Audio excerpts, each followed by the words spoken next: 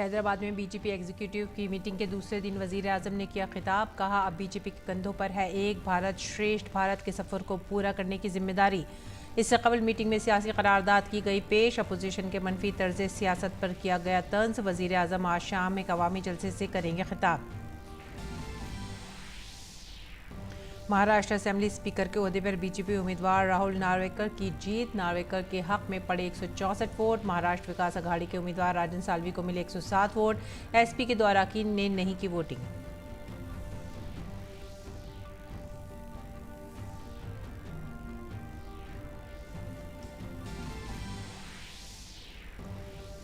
स्वच्छ सागर सशक्त सागर के पैगाम के साथ पूरे मुल्क के 75 समुद्री साहिलों पर 75 दिनों की सफाई मुहिम आज से शुरू। 17 सितंबर 2022 यानी बैनुल-अक़वामी साहिली यौम सफाई तक ये मुहिम रहेगी जारी। मुहिम का हदफ है समुद्री साहिलों से 1500 टन कचरा हटाना।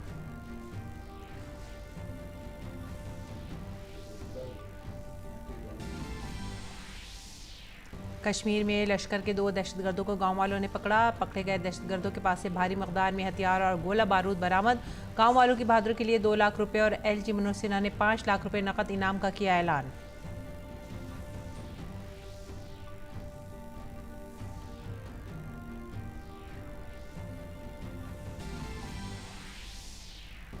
यूक्रेन के सदर ज़ेलेंस्की ने मुल्क के तामीर-ओ-नौ के लिए बैनुल-अक़वामी इमदाद का किया ऐलान।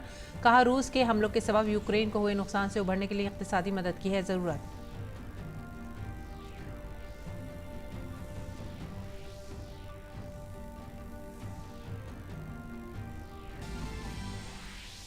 हेम्स्टेलवेन में ख़वातीन हॉकी आलमी कप के ग्रुप बी में भारत और इंग्लैंड के दरमियान होगा मुकाबला। भारतीय टीम टोक्यो ओलंपिक्स में इंग्लैंड से मिली हार का करारा जवाब देने के मकसद से उतरेगी मैदान पर।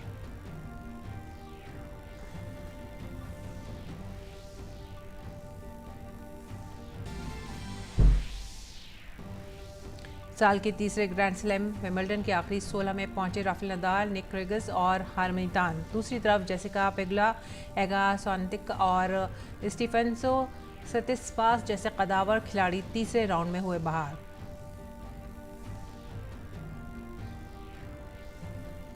आदाब नाज़रीन, उर्दू खबरों में आप सभी का खैर मकदम है। नजर डालते हैं इस वक्त की खास खबरों पर। हैदराबाद में मुनक़दा भारतीय जनता पार्टी की नेशनल एग्जीक्यूटिव मीटिंग का आज दूसरा दिन है। वज़ीर आज़म नरेंद्र मोदी ने आज नेशनल एग्जीक्यूटिव मीटिंग से खिताब किया। क़ब्ल अज़ीं मरकज़ी वज़ीर दाखिला अमित शाह ने हैदराबाद में मुनक़दा बीजेपी की नेशनल एग्जीक्यूटिव कमेटी की मीटिंग में एक सियासी करारदाद पेश की। करारदाद में सदारती इंतखाब, महाराष्ट्र में हुकूमत और मुल्क में मौजूद दीगर सियासी उमूर का जिक्र किया गया। और बीजेपी लीडर आसाम के वज़ीर आला हेमंत बिस्वा शर्मा ने मीटिंग में पेश की गई सियासी करारदाद के बारे में जानकारी दी। उन्होंने कहा कि मरकज़ी वज़ीर दाखिला अमित शाह ने सियासी करारदाद पेश करते हुए अपोजिशन के सियासी तरीक़ाकार पर तंज़ किया। आज विपक्ष बिखरा हुआ है। कांग्रेस में लोकतंत्र स्थापित करने के लिए उसके ही सदस्य लड़ाई कर रहे हैं, लेकिन डर से परिवार अध्यक्ष पद का चुनाव नहीं कर रहा है। कांग्रेस का मोदी फोबिया हो गया है। कांग्रेस देश हित के हर निर्णय का विरोध करने लगे हैं।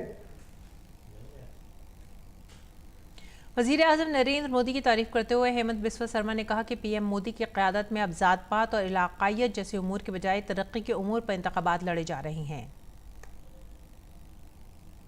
अमित शाह जी ने बोला सदन में, आदरणीय प्रधानमंत्री जी का नेतृत्व में राजनीति का परिचय बदला है। पहले चुनाव जातिवाद, परिवारवाद और तुष्टीकरण का आधार पर लड़ा जाता था। क्षेत्रवाद शर्म पर था। आदरणीय प्रधानमंत्री जी के नेतृत्व में इन नासुरों से हमें मुक्ति मिले है। आज चुनाव पॉलिटिक्स ऑफ परफॉर्मेंस और डेवलपमेंट के आधार पर लड़ा जा रहा है। यूपी, उत्तराखंड, गोवा और मणिपुर में हुए चुनाव इसी बात के दर्शाता है। क़ब्ल-ए-ज़ीं कल होने वाली मीटिंग में मुल्क को मुत्तहिद करने और हर घर तिरंगा प्रोग्राम को कामयाब बनाने के लिए एक बड़ी तहरीक चलाने पर तबादला ख्याल किया गया।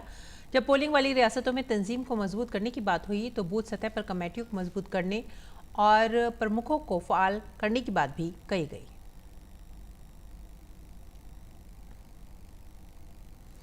हैदराबाद में बीजेपी नेशनल एग्जीक्यूटिव की मीटिंग में वजीर आजम ने खिताब किया। बीजेपी के सीनियर रहनुमा रविशंकर प्रसाद ने प्रेस कॉन्फ्रेंस करके इसकी तफसीलात बयान की।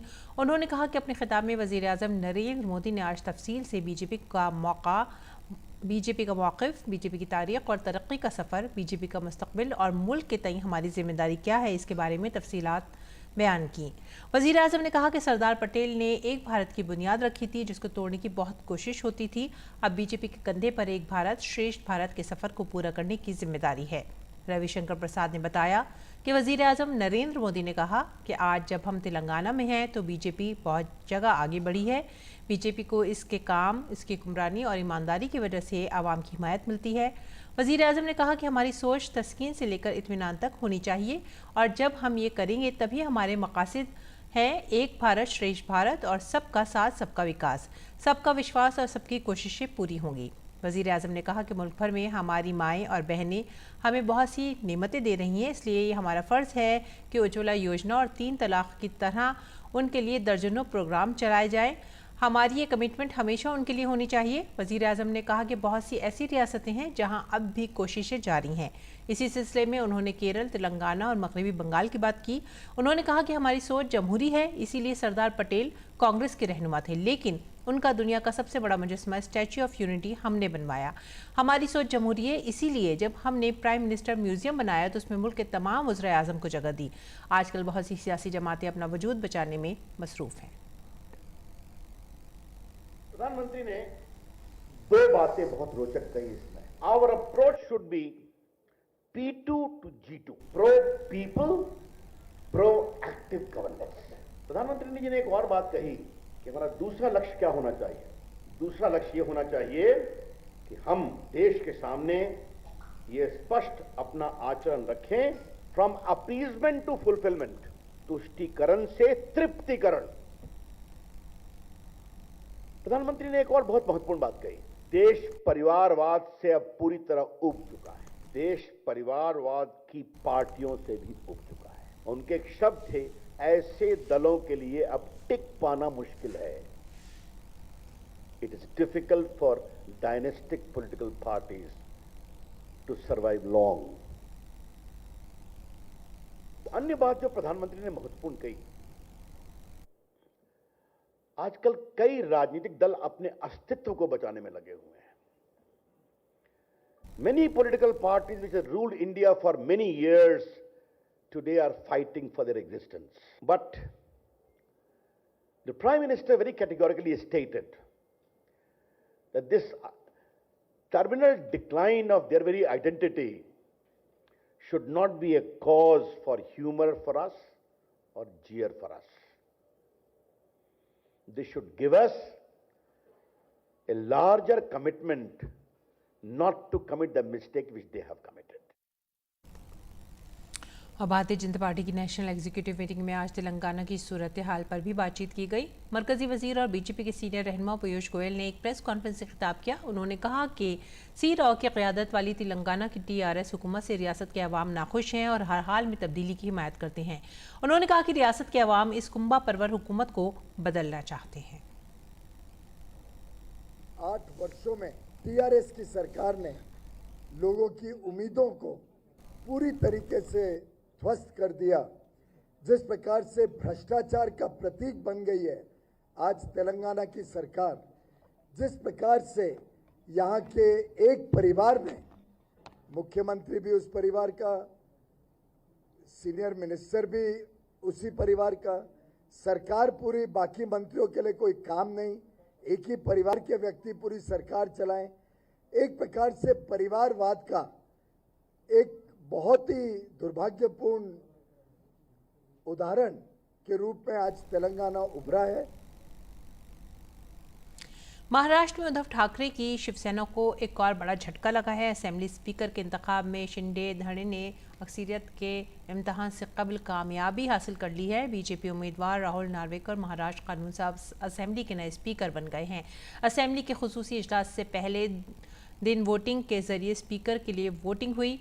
हर MLA से इनका वोट मांगा गया, जिसमें शिंदे धड़े ने MVA इत्तेहाद को ज़ेर कर दिया। इस जीत के बाद अब 4 जुलाई को एकनाथ शिंदे धड़े को असेंबली में अपनी अक्सरियत साबित करनी है। महाराष्ट्र असेंबली में स्पीकर के हवाले से जब वोटिंग हुई तो शुरू से ही बीजेपी के राहुल नार्वेकर ने सबकत हासिल की, जिसके बाद वो 164 वोट लेकर जीत गए। उन्हें अक्सरियत के लिए 144 वोट दरकार थे। दूसरी तरफ MVA की तरफ से नामजद करदा राजन साल्वी को कुल 107 वोट ही मिल सके। असेंबली में 287 MLA हैं और जीतने के लिए 144 का जादुई हिंसा दरकार था। ताहम वोटिंग में सिर्फ 273 अरकान असेंबली ने हिस्सा लिया। SP और AIM के 2 MLA ने वोटिंग में हिस्सा नहीं लिया। खास बात यह रही कि बीजेपी उम्मीदवार को MNS की जानिब से भी वोट दिया गया। CPI MLA विनोद कोले ने MVA के हक में वोट दिया। वजीर आला एकनाथ शिंदे ने राहुल नार्वेकर को उनकी जीत पर मुबारकबाद पेश की है।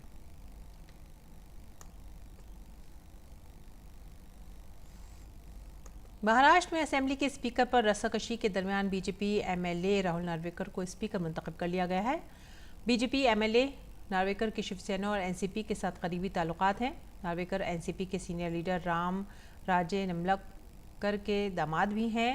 राहुल नार्वेकर असेंबली के सबसे कम उम्र स्पीकर बन गए हैं। वो पहली बार जीत कर असेंबली पहुंचे हैं। राहुल मुंबई की कुलाबा असेंबली सीट से MLA हैं। इससे कबल वो NCP से कानून साज कौंसिल के रुकन रह चुके हैं। महाराष्ट्र असेंबली के स्पीकर 45 साल नार्वेकर बम्बई हाई कोर्ट में वकील भी हैं। बीजेपी ने राहुल नार्वेकर को इसलिए सदर बनाया क्योंकि वो कानून पर उबूर रखते हैं। उनके वालिद सुरेश नार्वेकर बृहन मुंबई म्यूनसिपल कॉरपोरेशन में काउंसलर थे। उनके भाई मुरकुंद BMC के वार्ड नंबर 227 से दूसरी बार काउंसलर बने हैं। उनकी भाभी हर्षना भी BMC के वार्ड नंबर 226 से काउंसलर हैं। राहुल नार्वेकर महाराष्ट्र असेंबली 2019 में बीजेपी में शामिल हुए। बीजेपी ने उन्हें जनूबी मुंबई के कोलाबा असेंबली से मैदान में उतारा था, जहां वो जीत गए। उस वक्त राहुल नार्वेकर रियासती बीजेपी के मीडिया इंचार्ज भी हैं। महाराष्ट्र के अमरावती शहर में एक केमिस्ट के कत्ल में पुलिस ने हफ्ते के रोज मुबैना कुलूदी मुलजिम को गिरफ्तार कर लिया है। इस मामले में ये 7वीं गिरफ्तारी है। अमरावती सिटी पुलिस की क्राइम ब्रांच ने शाम के वक्त मकामी बाशिंदे इरफान खान को नागपुर से गिरफ्तार किया। उसने मुबैना तौर पर उमेश प्रहलाद राव को कत्ल करने की साजिश रची थी, जो अमरावती में एक मेडिकल स्टोर चलाता था और उसमें दूसरों को भी शामिल किया था। अमरावती के श्याम चौक इलाके में घंटाघर के करीब 21 जून की रात तकरीबन 10:30 बजे उमेश को चाकू मार कर कत्ल कर दिया गया था। इससे पहले कौमी तफ्तीशी एजेंसी NIA की एक टीम केमिस्ट के कत्ल की तहकीकात के सिलसिले में हफ्ते को महाराष्ट्र के शहर अमरावती पहुंची। उधर उमेश प्रहलाद राव कोहले के भाई महेश कोहले ने कुलूदी मुलजिम की गिरफ्तारी पर इत्मीनान का इजहार किया है। उन्होंने पूरे केस को फास्ट ट्रैक कोर्ट में चलाने का मुतालबा भी किया है ताकि मुलजिमान को जल्द से जल्द सजा दी जा सके।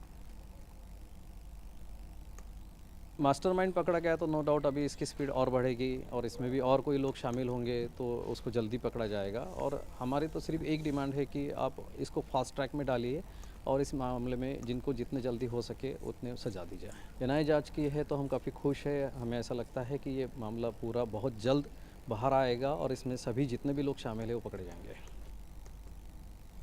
आज से 17 सितंबर तक 75 दिनों तक मुल्क के 75 साहिलों पर साहिली सफाई मुहिम चलाई जाएगी। कोस्टल क्लीनअप मुहिम का मकसद साहिलों से 1,500 टन कचरे को हटाना है। ये समुद्री हयात और साहिली इलाकों में रहने वाले लोगों के लिए एक बड़ी राहत होगी। ये अपनी नौयत की पहली और सबसे तवील साहिली सफाई मुहिम होगी, जिसमें सबसे ज़्यादा लोग हिस्सा लेंगे। इसमें न सिर्फ साहिली इलाकों बल्कि मुल्क के दीगर हिस्सों की खुशहाली के लिए साफ समुद्र, महफूज समुद्र का पैगाम देने के लिए आम आदमी की शिरकत ज़रूरी है। गौरतलब है कि इसका इनेकाद आज़ादी के अमृत महोत्सव के तहत किया जा रहा है। इस कड़ी में सैकड़ों तलबा ने ओडिशा के पुरी साहिल पर एक खुसूसी सफाई मुहिम चलाई, जिसका मकसद लोगों को साहिलों की सफाई के बारे में आगाह करना है। मरकज़ के ज़ेर इंतज़ाम इलाके दादर नगर हवेली और दमन ज़िले में साहिल समुद्र पर साहिली सफाई मुहिम चलाई गई। लोगों ने हज़ारों की तादाद में मिलकर साहिल के किनारों को साफ किया। ज़िला इंतज़ामिया के साथ कोस्ट गार्ड, पुलिस, अवामी नुमाइंदों और तलबा ने मिलकर साहिल समुद्र से प्लास्टिक और गंदगी को हटाया। दमन ज़िले की कलेक्टर डॉक्टर तपस्या राघव ने कहा कि इस मुहिम से लोगों में बेदारी पैदा होगी। ये हमने प्रोग्राम इसलिए किया है सो दैट कि जैसे हम सबको पता है कि दमन में हमारे टूरिस्ट बहुत ज़्यादा आ रहे हैं, तो वो बीचेस को काफ़ी गंदा करके जा रहे हैं, तो उनमें भी अवेयरनेस हुए। और आज के दिन जो हमारा ये प्रोग्राम है इसमें काफ़ी टूरिस्ट ने भी भाग लिया है, होटल्स में जो आए हुए थे उन सब ने भी बढ़ चढ़ के हिस्सा लिया है। तो ये एक जन जागरूकता अभियान के तहत हम चाह रहे हैं कि लोगों में भी ये जागरूकता हो कि हमारे बीचेस को गंदा ना करें और आएँ, घूमें और कुछ ना छोड़ के जाएँ यहाँ पे, सिर्फ उनके फुटप्रिंट्स हों, अच्छी मेमोरीज हों, वही यहाँ पे रहें। जम्मू कश्मीर के रियासी ज़िले में असलहों से लैस लश्कर तैयबा के 2 दहशतगर्दों की देही बाशिंदों ने गिरफ्तारी करी। उसके बाद उन्हें पुलिस के हवाले कर दिया गया। दहशतगर्दों के पास से 2 AK-47 राइफल, 7 ग्रेनेड और 1 पिस्तौल बरामद किया गया है। पकड़े गए दहशतगर्दों की शिनाख्त फैसल अहमद डार और तालिब हुसैन के तौर पर हुई है। जम्मू कश्मीर के लेफ्टिनेंट गवर्नर मनोज सिन्हा ने गाँव वालों की सताइश करते हुए कहा कि इन बाशिंदों के इस आज़्म से दहशतगर्दी के खात्मे के दिन अब दूर नहीं है। लेफ्टिनेंट गवर्नर ने देही बाशिंदों को 5 लाख रुपए का इनाम देने का ऐलान किया है। वहीं DGP ने गांव वालों के लिए 2 लाख रुपए का इनाम का ऐलान किया है। जनूबी कश्मीर के अमरनाथ गार मंदिर में मुक़द्दस शिवलिंग का अब तक 40,000 से ज़्यादा अक़ीदतमंद दर्शन कर चुके हैं। जनूबी कश्मीर के हिमालय में 6,400 अक़ीदतमंदों ने आज श्री अमरनाथ जी के मुक़द्दस गुफा की ज़ियारत की। दरे इसना भगवती नगर बेस कैंप से 6,000 से ज़्यादा यात्रियों का एक और काफ़िला रवाना हुआ। अमरनाथ गुफा मंदिर की 43 दिन की तवील यात्रा 11 अगस्त को रक्षाबंधन के दिन इख्तिताम पजीर होगी। अमरनाथ यात्रियों को बेहतरीन तिब्बी सहूलियात फराहम करने के लिए लाटपुरा पंपोरा नेशनल हाईवे पर क्रिटिकल केयर एम्बुलेंस सर्विस शुरू की गई है। महकमा सेहत ने ज़िला इंतज़ामिया पुलवामा के ताउन से ये सर्विस शुरू की है। एम्बुलेंस वैन मुकम्मल तौर पर ऑक्सीजन, ECG और दीगर जदीद सहूलियात से लैस है। मेडिकल ऑफिसर डॉक्टर आज़ाद के मुताबिक इस एम्बुलेंस सर्विस को शुरू करने का मकसद कौमी शाहराह पर ज़ायरीन को बेहतर इलाज फराहम करना है।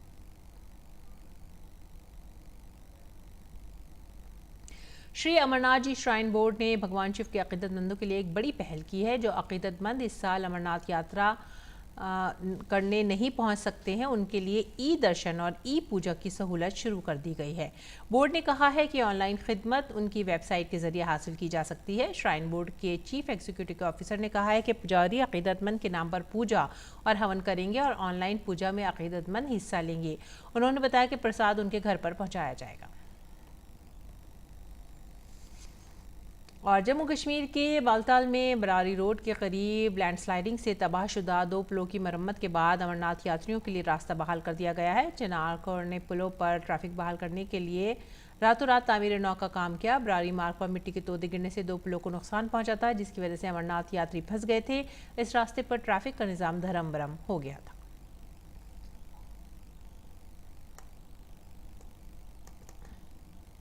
और आइए अब रुख करते हैं असम का। असम में सैलाब मुतासरा इलाकों का दौरा करने के बाद मरकज़ी वज़ारत दाखिला की बैन वज़ारती टीम ने आसाम के चीफ सेक्रेटरी के साथ सैलाब की सूरत हाल पर तबादला ख्याल किया।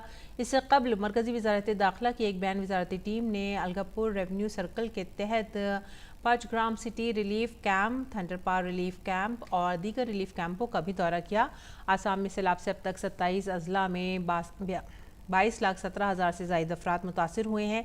गुज़िश्ता 24 घंटों में एक शख्स की मौत हुई है। सैलाब मुतासरा देहात की तादाद 1,934 हो गई है। रियासत में ब्रह्मपुत्र समेत कई दरिया अब भी खतरे के निशान से ऊपर बह रहे हैं। बिहार के पटना ज़िला इंतज़ामिया के ज़रिए नेपाली शहरी इलाके में तजावुज़ात हटाओ मुहिम चलाई गई। इस दौरान मकामी लोगों ने पुलिस पर पथराव किया। पथराव के दौरान पुलिस एहलकार ज़ख्मी हुए।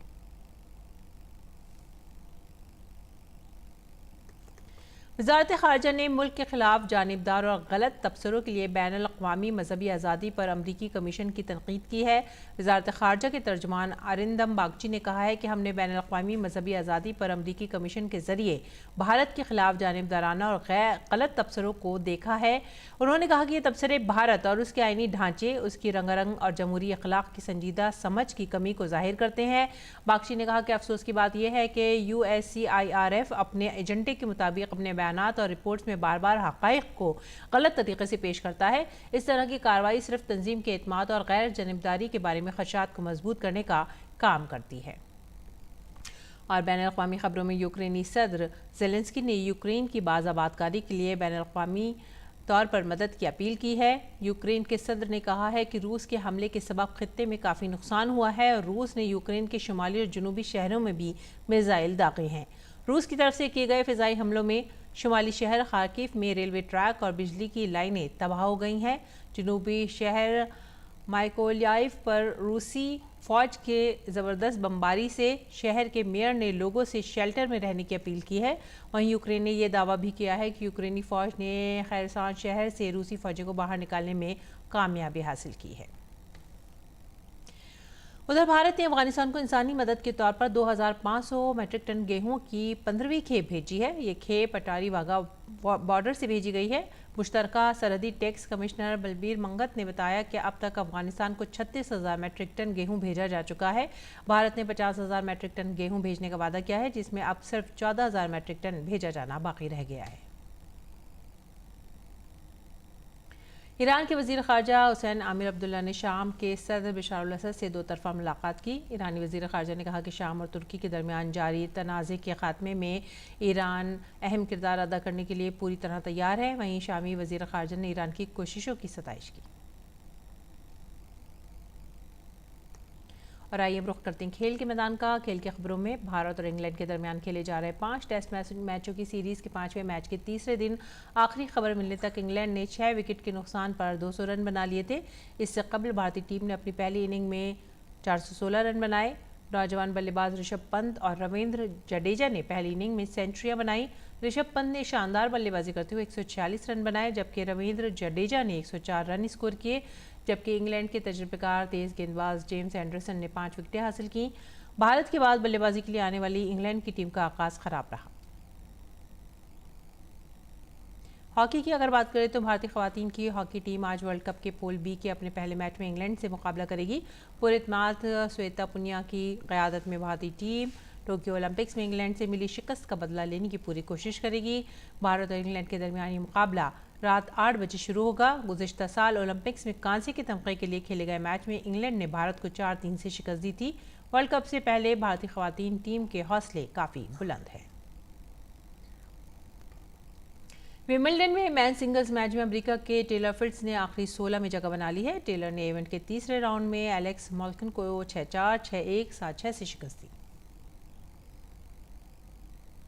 फ्रेंच ओपन के Fateh Rafael Nadal men's single के चौथे राउंड में पहुंच गए हैं। नडाल ने तीसरे राउंड के मैच में इटली के लॉरेंजो सोनेगो को 6-1, 6-2, 6-4 से शिकस्त दे के आखिरी 16 में अपनी जगह बनाई। मेंस सिंगल में एक बड़ा उलटफेर देखा गया। 23 साला यूनानी खिलाड़ी स्टेफेनो सेत्सिपास को तीसरे राउंड के मैच में शिकस्त का सामना करना पड़ा। सेत्सिपास को ऑस्ट्रेलिया के निक कर्गिस ने 6-7, 6-4, 6-4, 6-3,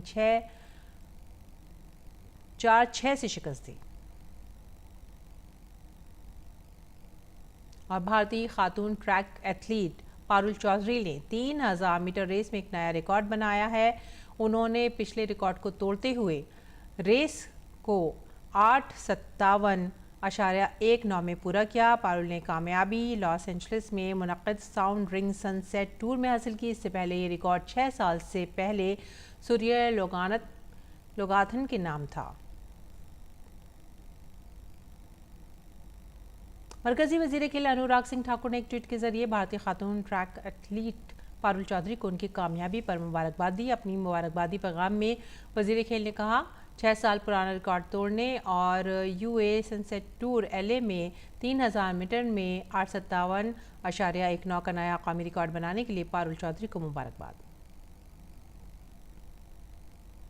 नाज़रीन, खेल से जुड़ी कुछ और खबरें। 23 grand slam Fateh Serena Williams को शिकस्त देकर सुर्खियों में आने वाली फ्रांस की गैर सीडेड टेनिस खिलाड़ी हारमनी तान अपनी फातेहाना मुहिम जारी रखते हुए विंबलडन के प्री क्वार्टर फाइनल में दाखिल हो गई हैं। तान ने तीसरे दौर के मुकाबले में बरतानिया की कैटी बॉल्टर को सिर्फ 51 मिनट में 6-1, 6-1 से शिकस्त देकर आखिरी 16 में अपनी जगह पक्की कर ली है। दूसरी जानिब अमेरिका की 28 साला tennis player Jessica Pegula women's single के तीसरे राउंड में हार गई। जेसिका को तीसरे राउंड में क्रोएशिया की पेट्रा मार्टिक से 6-2, 7-6 से शिकस्त का सामना करना पड़ा। विंबलडन में पोलैंड की खिलाड़ी एगा श्वांतिक की मुहिम अपने अख्ताम को पहुंच गई है। आलमी नंबर 1 एगा श्वांतिक को तीसरे राउंड के मैच में फ्रांस के कार्नी से 6-4, 6-2 से शिकस्त का सामना करना पड़ा। हिस्पैनवी खिलाड़ी पाओला बदुसा ने अपनी जीत की मुहिम जारी रखते हुए चौथे राउंड में जगह बनाई है। 24 साला पाओला ने तीसरे राउंड में पेट्रा कोविटा को 7-5, 7-6 से शिकस्त दी। और इसी के साथ ही अब वक्त हो गया आप सभी से विदा लेने का। अब हमारी पूरी टीम को दीजिए इजाजत। आदाब।